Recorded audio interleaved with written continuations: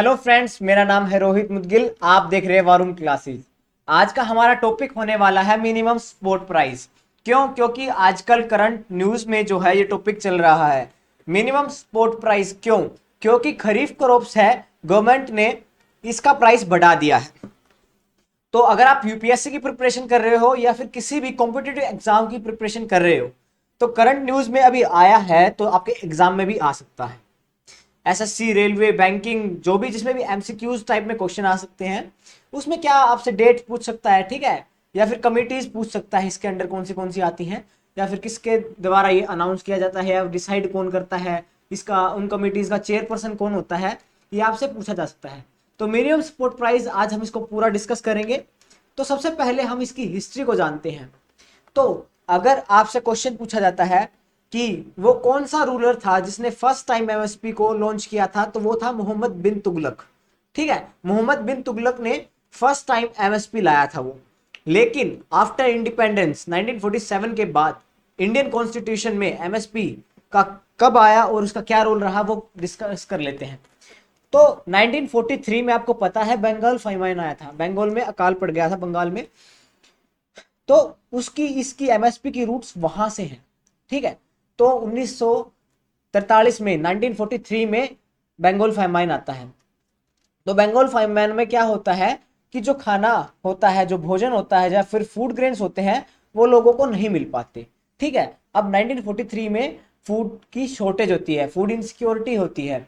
तो ये एक रोल प्ले करता है एमएसपी को लाने में। लेकिन एमएसपी 1965 में 1966 में जाके आता है। क्यों? 19 जैसे कि मैंने बताया 1943 में अकाल आ जाता है, तो हमारे पास खाने के लिए नहीं होता। तो गवर्नमेंट क्या करती है कि हमें फूड को स्टोरेज करना होगा, फूड की शॉर्टेज ना हो सके, जिसके कारण तो गवर्नमेंट क्या सोचने लगी कि हम ऐसे फेमाइन से कैसे बचें, हम लोगों को खाना कैसे पहुंचाएं।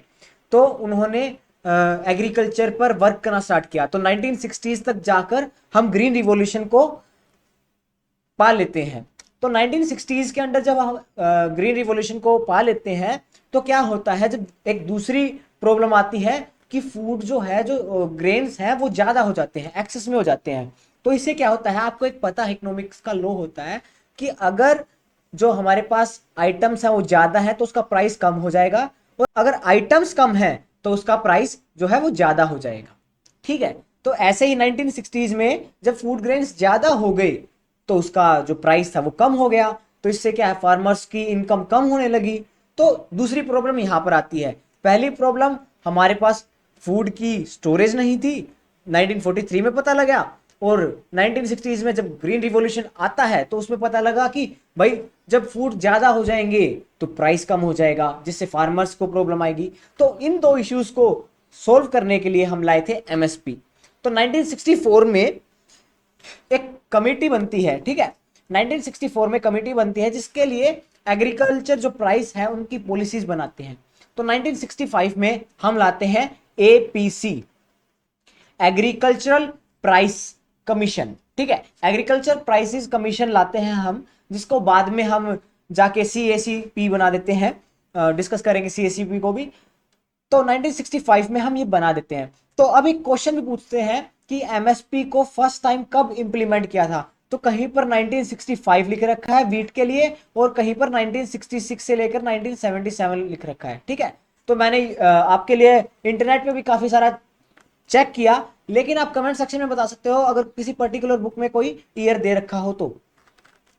1966 और 1977 में बिहार में फैमाइन आता है। ठीक है, तो इसलिए भी वहां पर जो है जो ये हमारी एमएसपी है ये लाई गई होगी शायद। ठीक है, आप ये भी इससे कनेक्ट कर सकते हो कि बिहार में फैमाइन आया था तो उससे शायद कोई पॉलिसीज बनाई होंगी।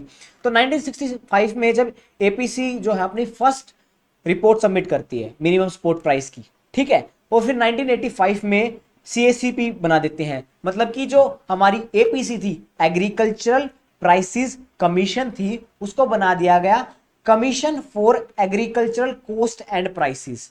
ठीक है, इसका नाम बना दिया गया सीएसीपी। तो सीएसीपी की फुल फॉर्म पूछ सकता है आपसे, या फिर सीएसीपी है क्या, ये भी आपसे पूछ सकते हैं। या फिर ये कब बनाई गई, तो 1985 में बनाई गई, लेकिन इसको किससे चेंज करा गया, इसको एपीसी से बनाया गया था। एपीसी कब बनाई थी, 1965 में बनाई गई थी, ठीक है, इसने फर्स्ट रिपोर्ट सबमिट करी थी। तो ये आपसे पूछा जा सकता है। कुछ टाइम पहले जब फॉर्म कुछ टाइम पहले जब फार्म बिल्स आए थे, ठीक है, जिसे हम काले कानून से भी जाने जाते हैं, वो तो जब वो आए थे तो उस टाइम पे भी एमएसपी न्यूज में था। क्यों न्यूज में था, तो उस टाइम गवर्नमेंट बोल रही थी कि जो हमारी जो फार्मर्स भाई हैं उसकी हम इनकम को डबल करने वाले हैं। तो डबल करने वाले हैं तो फिर लोग बोलने लगे कि एमएसपी को ही डबल कर दो। तो ऐसा नहीं होता मेरे भाई। जैसे कि अगर मान लीजिए, एग्जाम्पल के तौर पे बताता हूँ आपको, 2,000 रुपए आपको एमएसपी मिल रही है, ठीक है, आपकी एमएसपी कर दी मैंने, गवर्नमेंट ने 4,000 रुपए। तो 2,000 रुपए में जब आप कुछ आइटम्स, मान लीजिए 50 आइटम्स खरीद रहे थे, तो 4,000 रुपए में भी आइटम्स आप 50 ही खरीद पाओगे। कैसे, आप जैसे आपने देखा है एग्जाम्पल के तौर पर, जब तेल के भाव बढ़ जाते हैं तो और भी प्रोडक्ट्स के भाव बढ़ जाते हैं। क्यों, क्योंकि ट्रांसपोर्टेशन में उनकी जो है प्राइस है वो ऐड होता है। ऐसे ही जब रॉ मटेरियल या फिर फूड ग्रेन्स में जब महंगे हो जाएंगे, अब 2,000 के जो आपको 4,000 रुपए दे रही है गवर्नमेंट, तो गवर्नमेंट भी उनको प्राइस को, जो आपकी क्रॉप्स को का प्राइस है उसको भी बढ़ा देगी। अब जो हमें 20 रुपए किलो गेहूं मिल रहे थे वो 40 रुपए किलो गेहूं मिलेंगे। तो जो प्रोडक्ट्स हैं जैसे कि बिस्किट है, केक है, इनका भी प्राइस बढ़ जाएगा। ऐसे ही आइटम्स का प्राइस भी बढ़ जाएगा।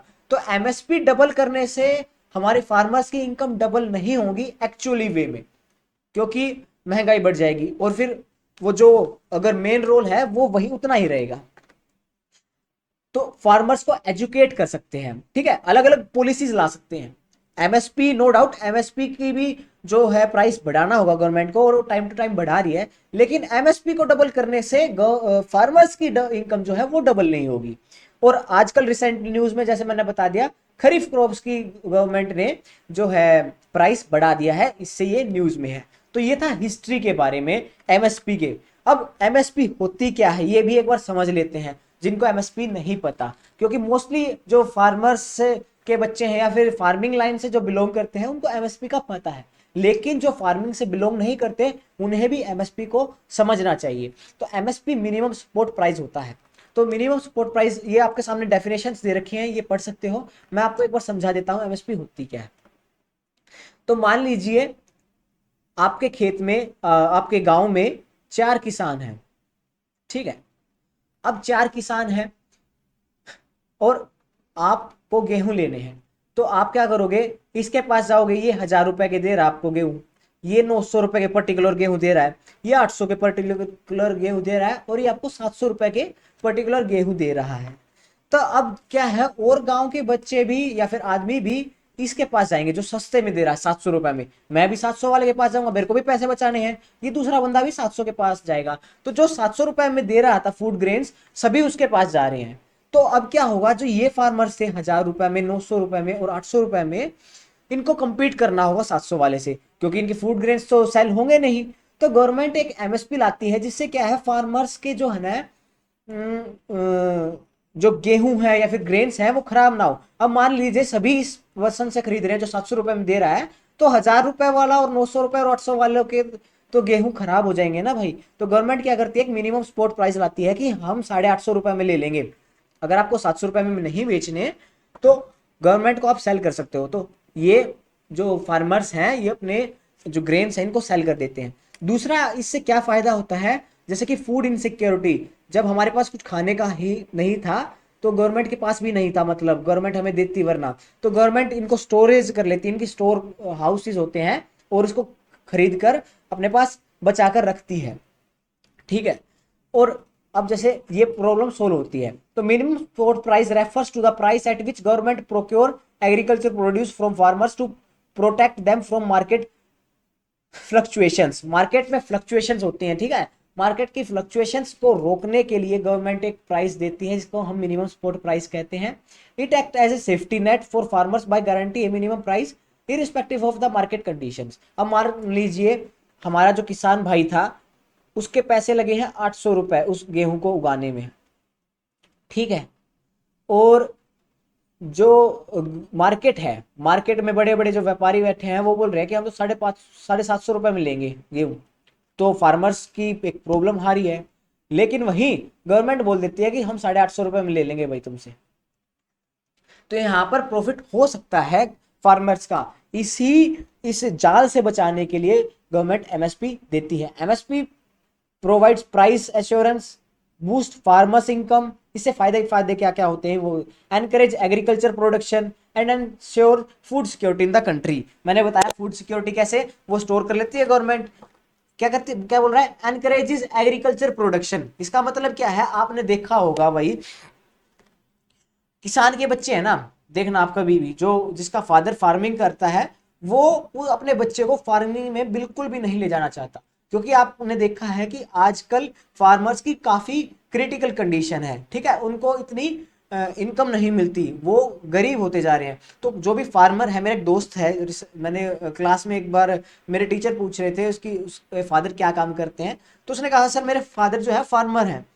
तो उन्होंने, सर ने कहा कि क्या तुम भी उनकी हेल्प करते हो फार्मिंग में?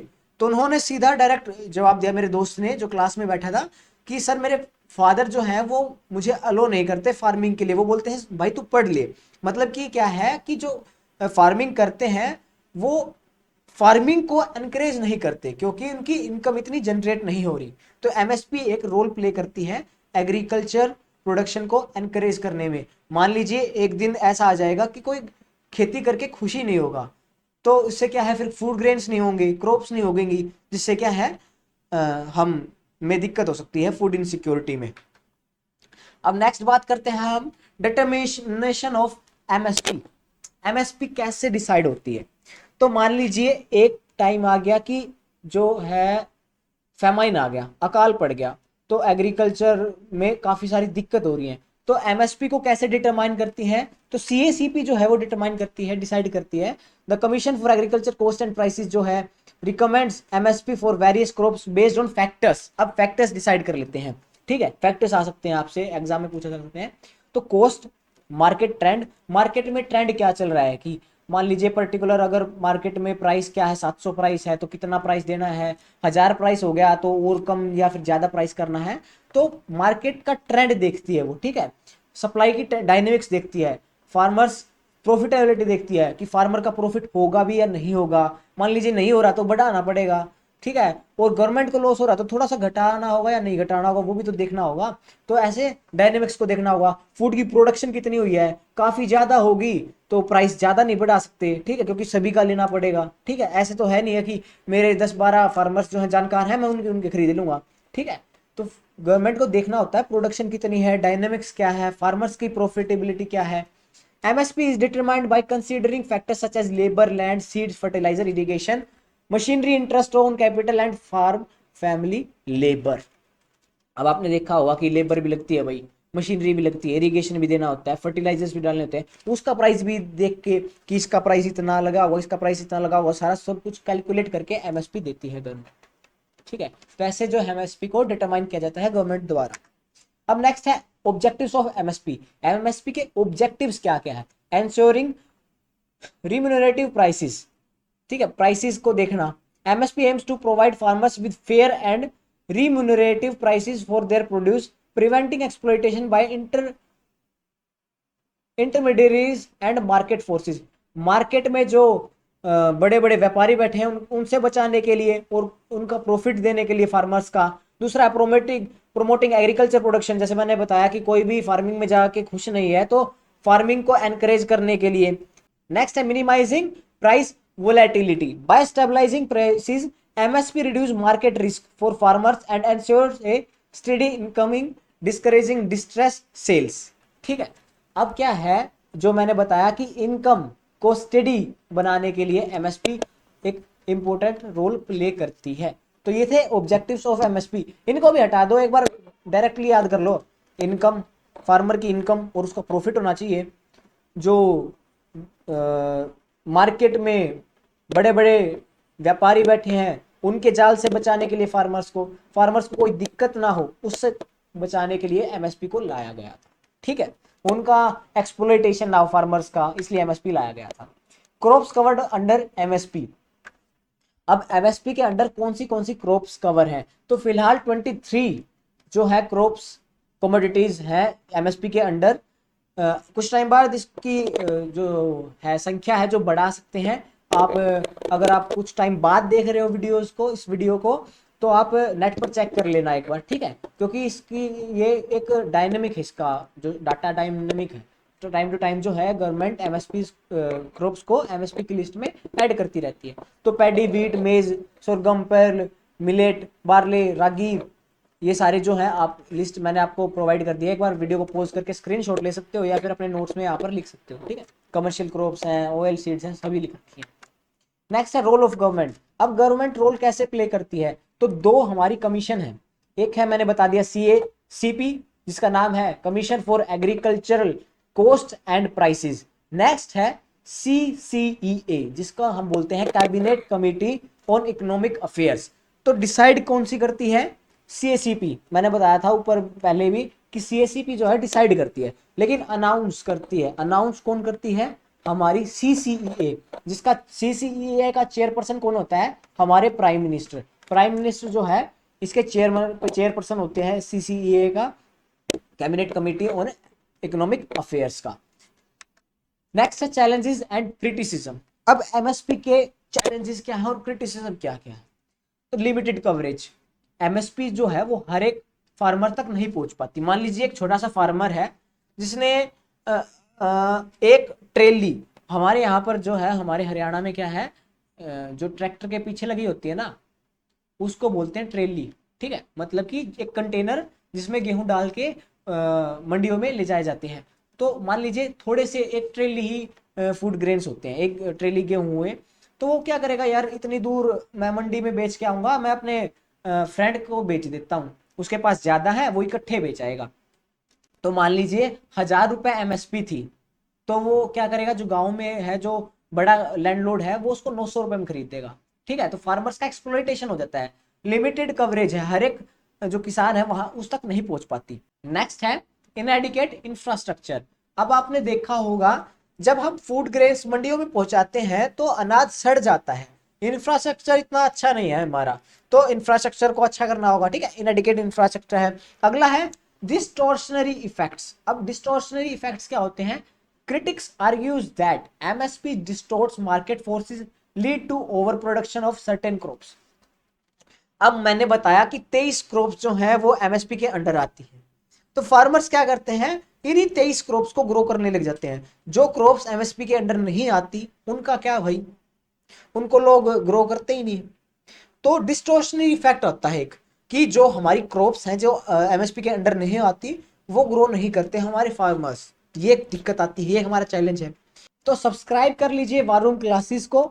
अगर किसी भी टॉपिक पर आपको वीडियो चाहिए आप कमेंट सेक्शन में बता दो, सिर्फ हमें, हम कमेंट सेक्शन में आपका टॉपिक देखेंगे और वीडियो को जल्द से जल्द बना देंगे।